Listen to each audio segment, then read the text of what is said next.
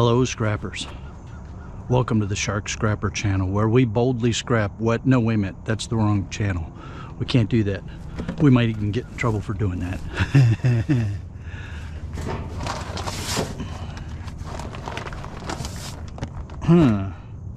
Anybody need a bag of charcoal?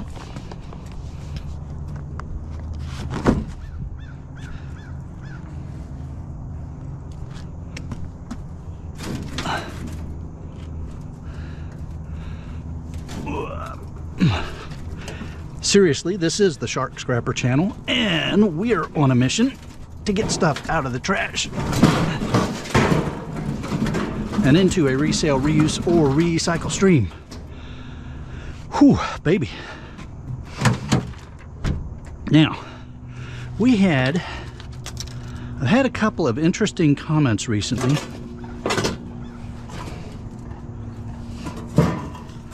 That's weird. Don't normally see the grills taken down like that.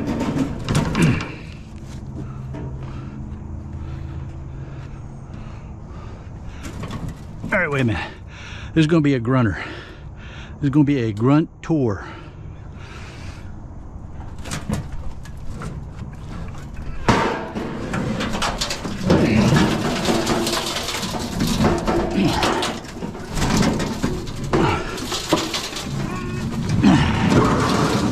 Yeah.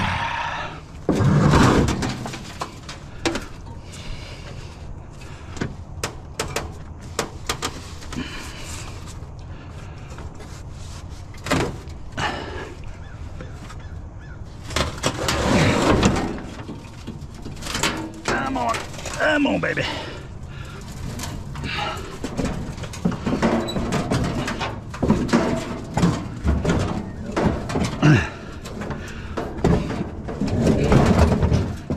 Man, casters are messed up on this thing.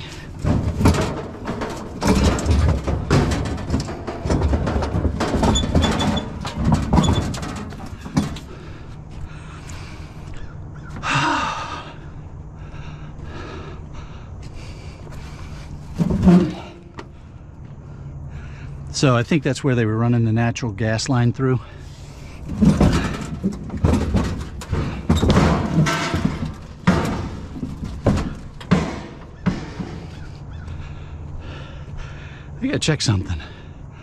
I gotta check something.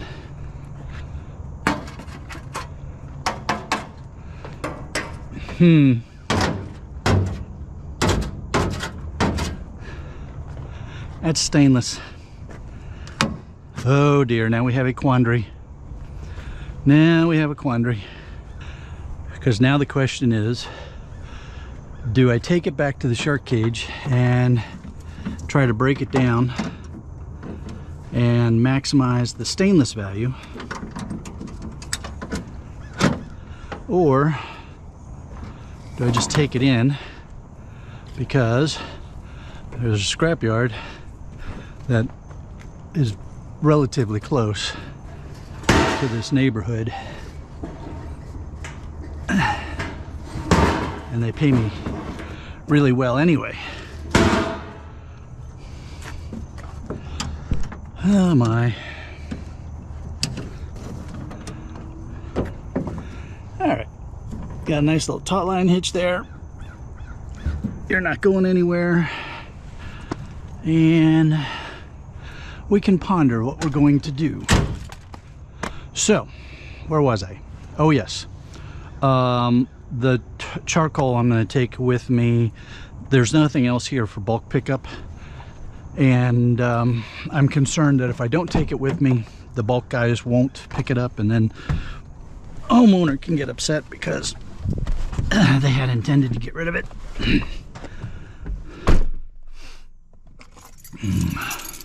So I will take it with me, probably put it in another pile of bulk just to so I'm not carrying it around. All right, so we had some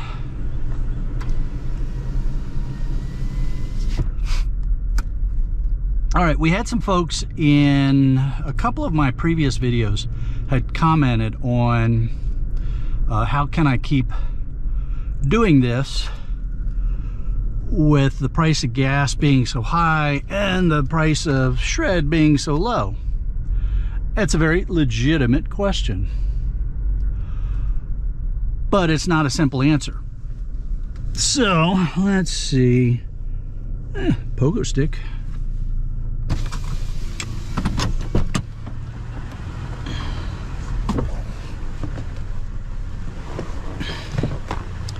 So the first part of that answer is in one of my videos that I recently did where the scrapyard was closed. So I went back and weighed everything up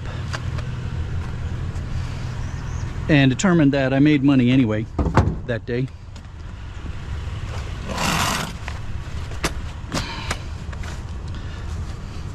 So even with prices being down, I can still make money right now.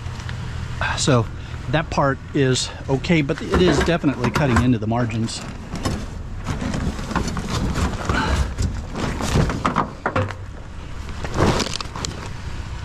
All right, charcoal briquettes. See, this was easy. Just put it in there, and it's a non-issue.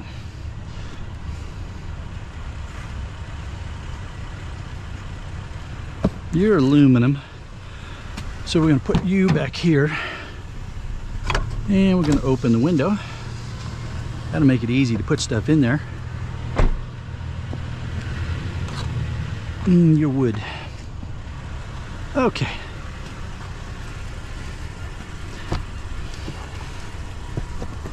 Now, how do I make money on this?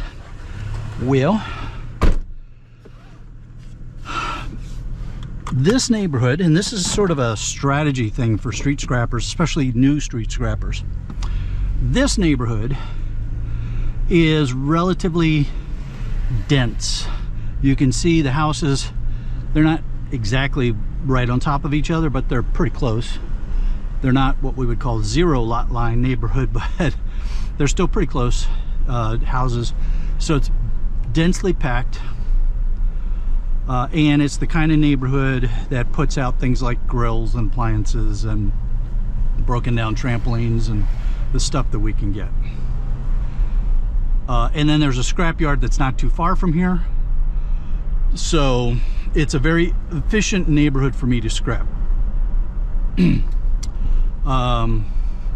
So that's strategy one. Strategy two, of course, is you just got to pay attention to things like your mileage and the scrap prices and watch the numbers. But here's the third point, and this is the one that runs counter to the argument of me being a business. My mission is to get stuff out of the waste stream and into a resale, reuse, and recycle stream. I have multiple revenue streams in this business. Hello bicycles, we may come back for you. Push bikes, as my friend Ben would call you. So we have multiple revenue streams in this business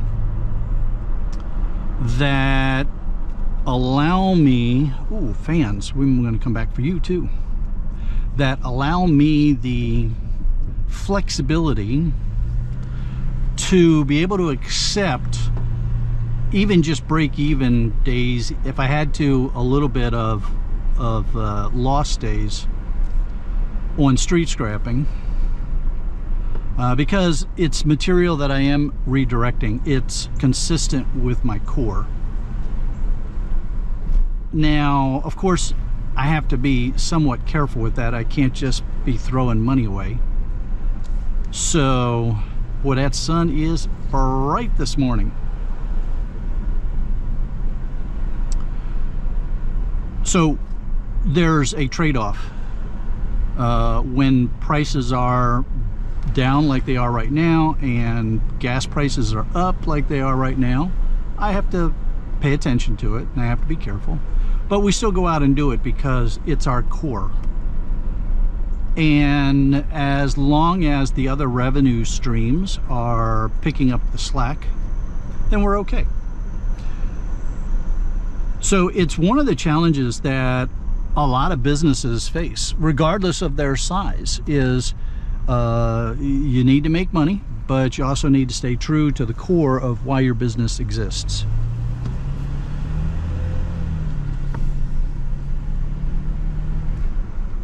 All right, now let's see. What did we see back here? Yeah, bed frame and some metal chair. They look like they're going to be relatively heavy. Somebody got a new freezer.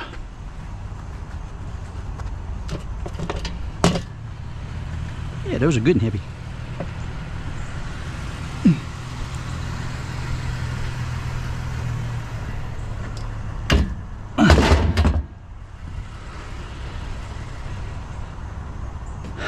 The bed frame is still put together.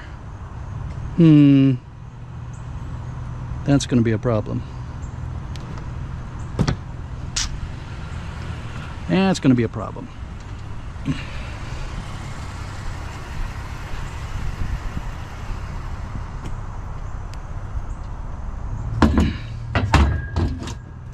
We're just going to put those in like that until we find whatever comes next.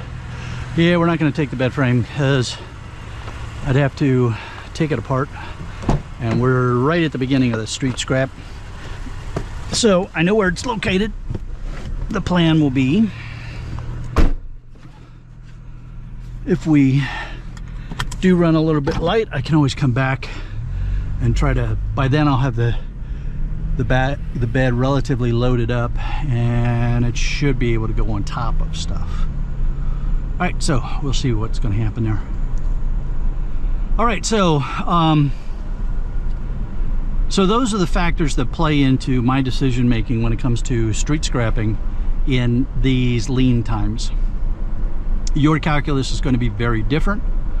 The mileage of your vehicle, the density of your neighborhoods, the closeness of your scrapyard, those kind of things all play into your decisions, or should be playing into your decisions when it comes to scrapping.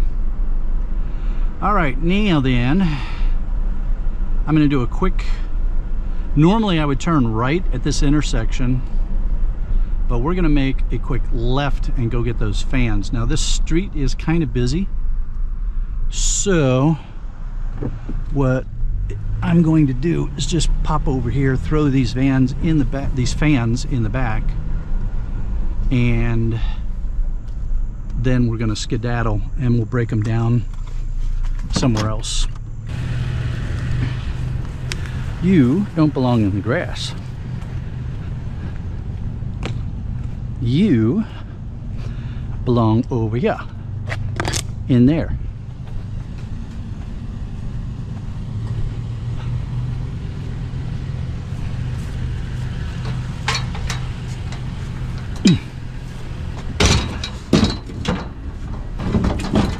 We will soon be at a place where I can offload some of this stuff temporarily, so I don't mind a messy load right now.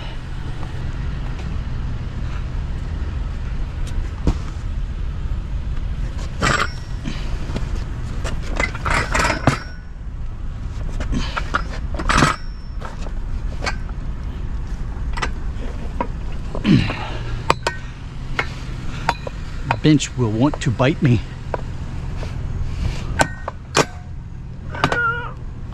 I'm not going to let it bite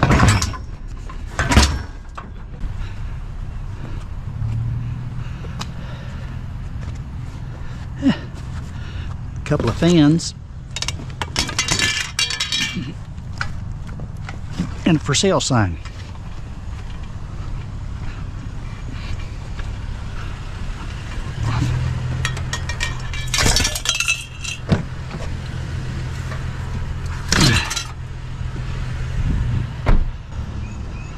All right, fans, you're coming with me, fans.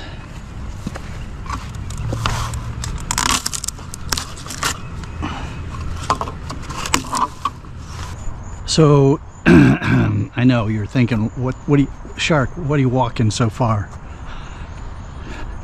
This street is a little narrow. And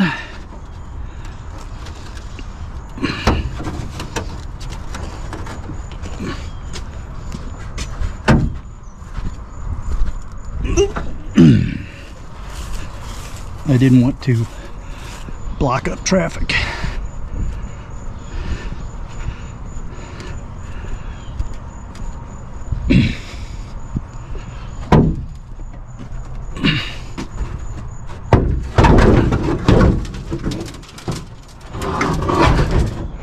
Man, that's a big hood.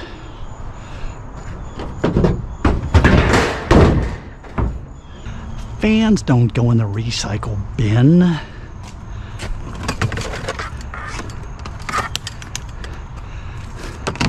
Fans go in the shark scrapper bin. We're having quite a fan day today. It must be Fan Appreciation Day or something.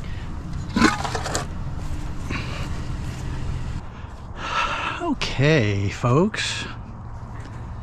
We have a trampoline and an exerciser. And now I have to decide what I'm doing with this.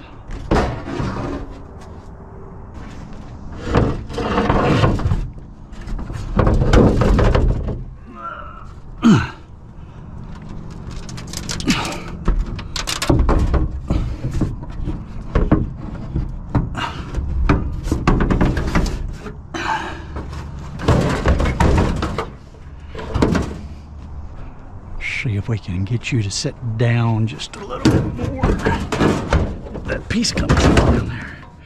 There we go. All right. Now.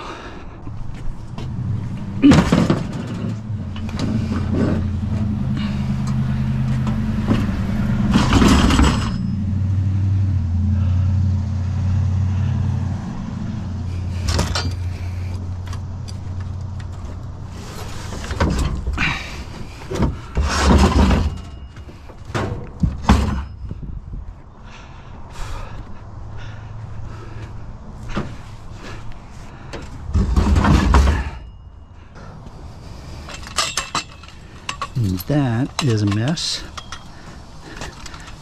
Folks at the yard are not going to be happy that I'm bringing that in.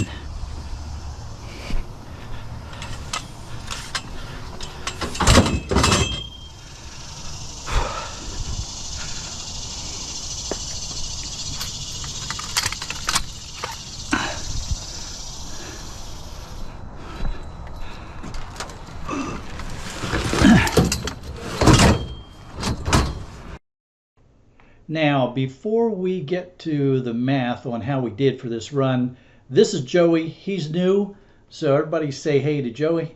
All right, so it turned out to be a very interesting run. Remember in the beginning of the video, I was talking about people asking me how I could keep doing this given the way the prices are going.